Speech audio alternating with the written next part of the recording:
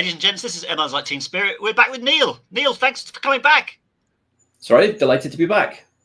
Good.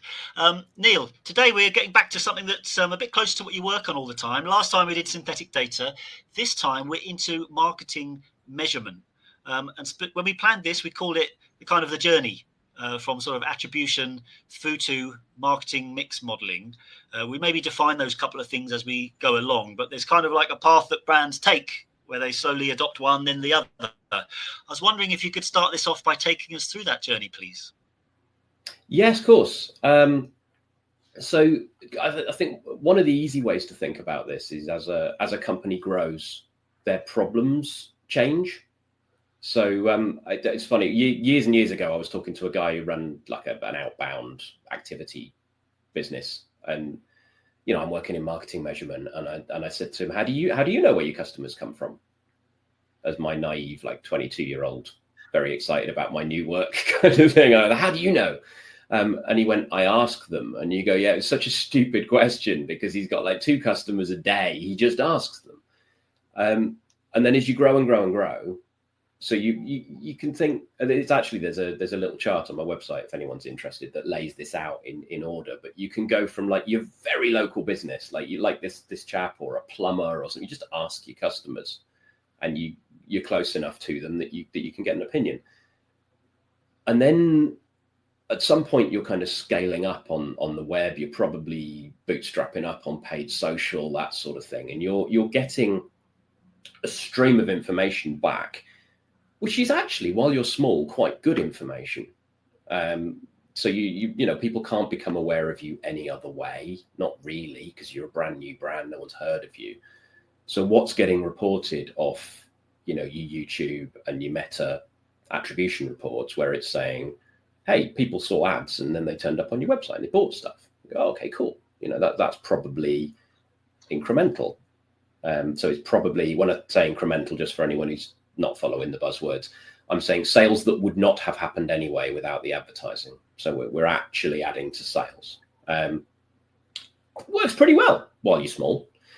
And then at some point you grow to a size where you have some regular customers, or people have started quietly recommending you to each other without ever seeing your adverts, but you're getting a flow of customers that are not caused by advertising now because you're big enough.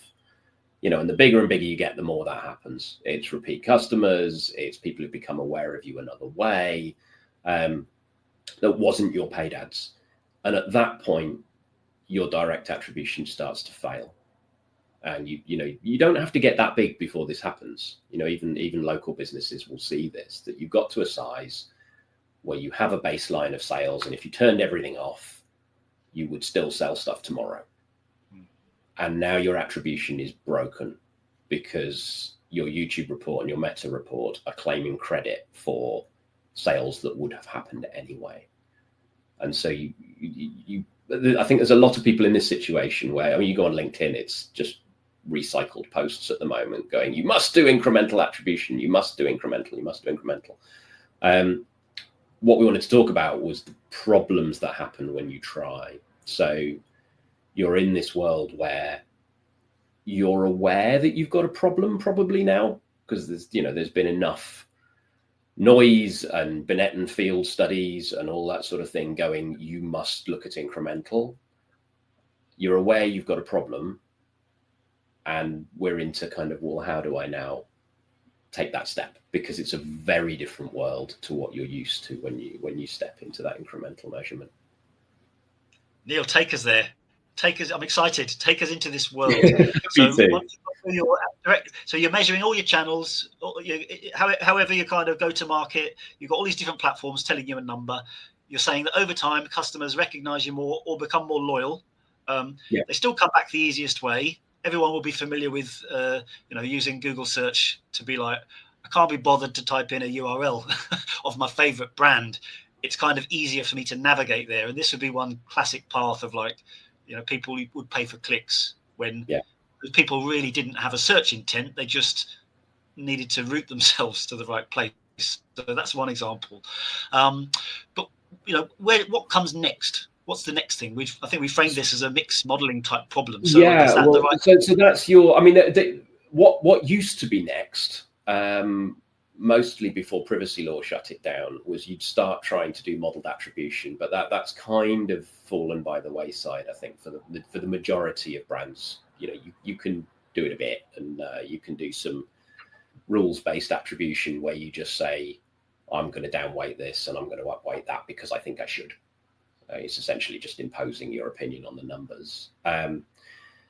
But what's really the hot topic is, how do I transition to marketing mix modeling? So I've got this attribution world, and I would like to grab a piece of what all of the thought leaders say I should do now, which is move to true incremental measurement and marketing mix modeling.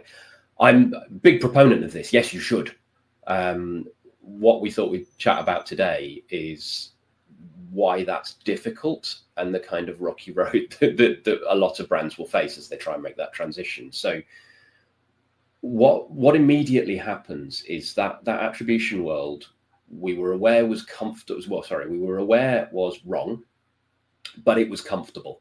It was easy. It didn't have holes in it. So daily, or certainly every Monday morning, you know, you had a nice dashboard table that listed out at least all of your digital media channels. You know, if you're running any old-fashioned above the line, fine, that might be missing, but your digital channels were all there, laid out in a lot of detail too. So, you know, you could kind of drill it and go, oh, well, my meta's doing this ROI, and if I click it and drill, I can see the individual campaigns and then the individual creatives, and I'm getting, and there's never any gaps. I can see scores for all of them all the way down, and it's very comfortable, even though I know it's wrong.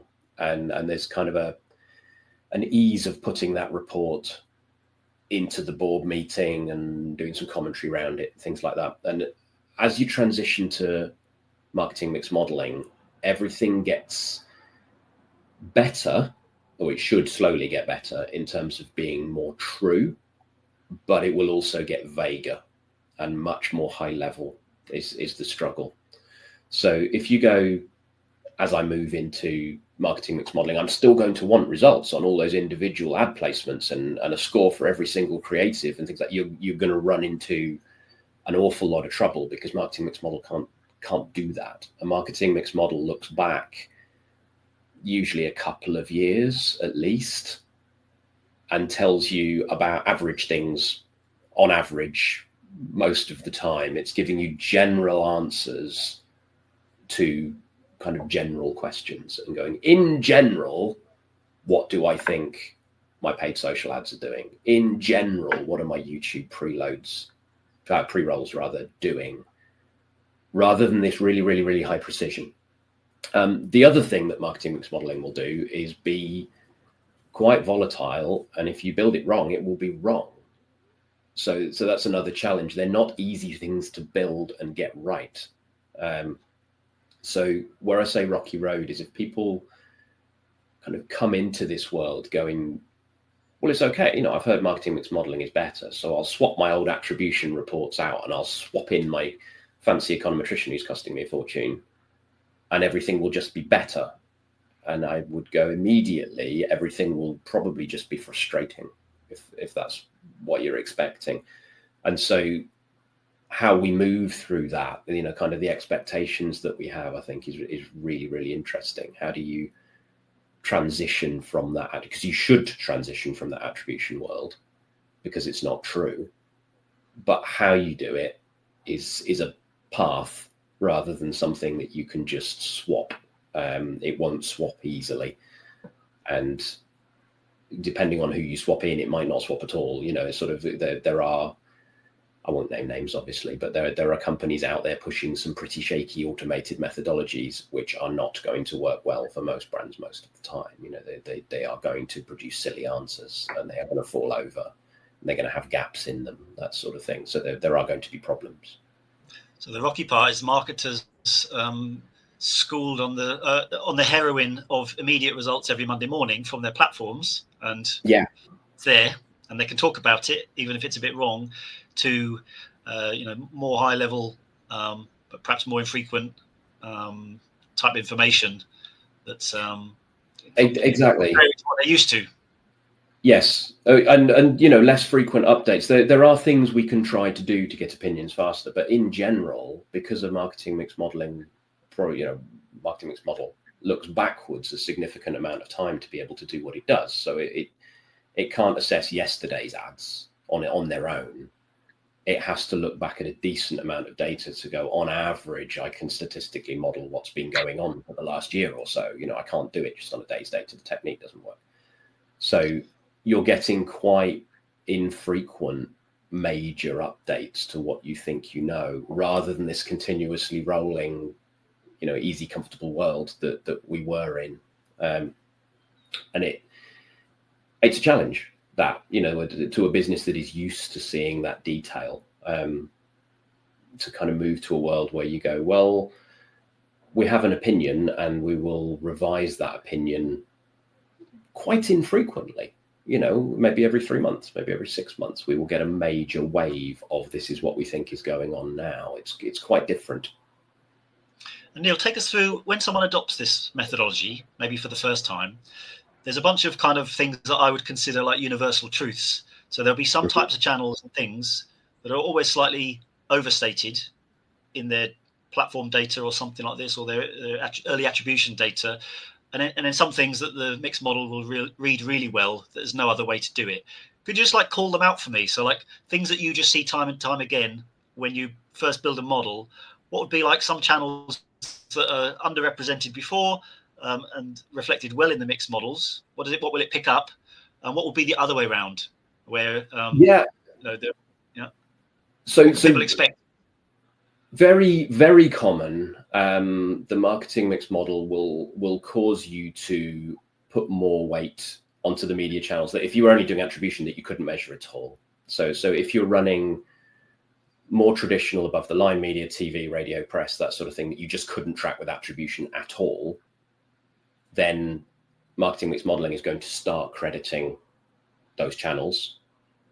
And almost by consequence, it's going to downweight other things. So the things that you could track are going to start to go down because it's moving credit across and saying, actually, I mean, the classic one is if you run TV campaigns, loads and loads of people search for your brand. As long as you've got decent creative, it's almost impossible for that not to happen. You will cause people to Google your brand.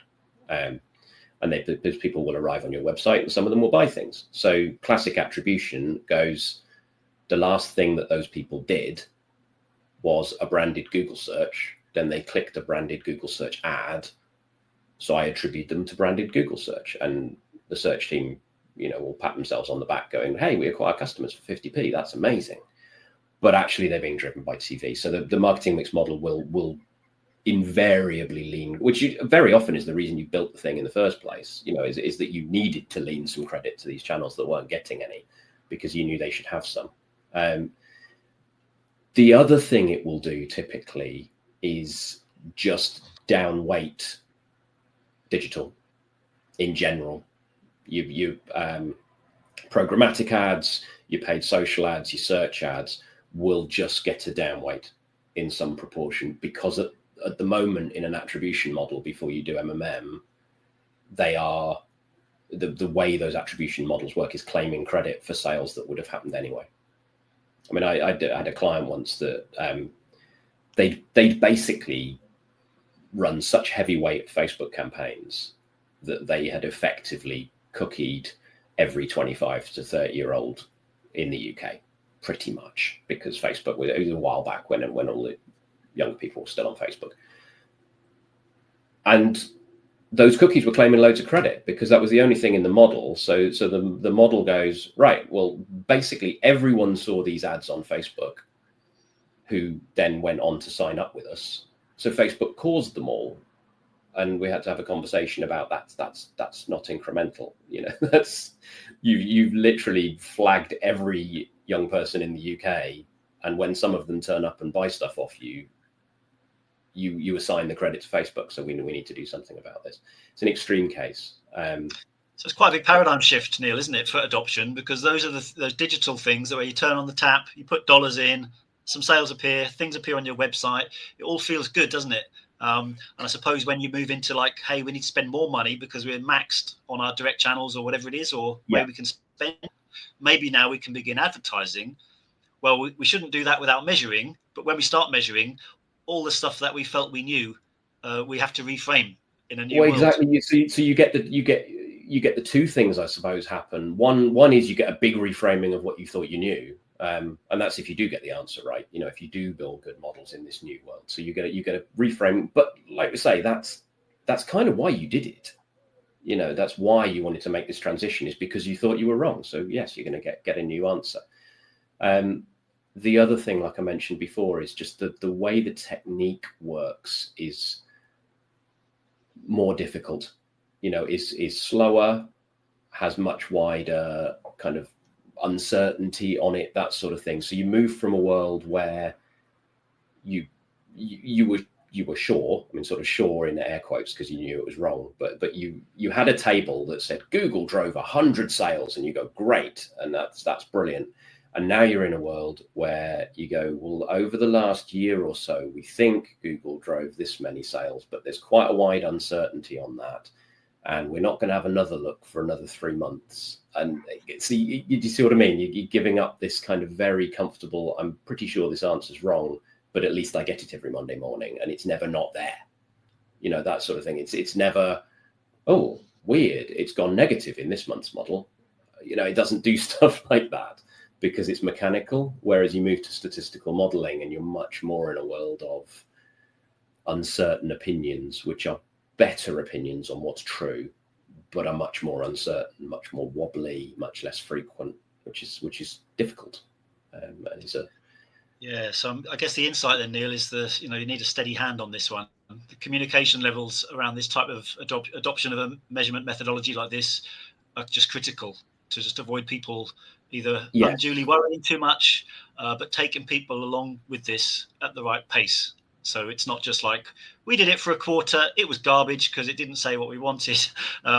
Clearly, there's a lot more to it than that to make us. No, definitely. And that pacing that you mentioned is absolutely the way to think about it. So it's not going to be, hey, I'll download Google Meridian and I'll give it to my small data science team, and they'll do marketing mix modeling, and then everything will be better by August.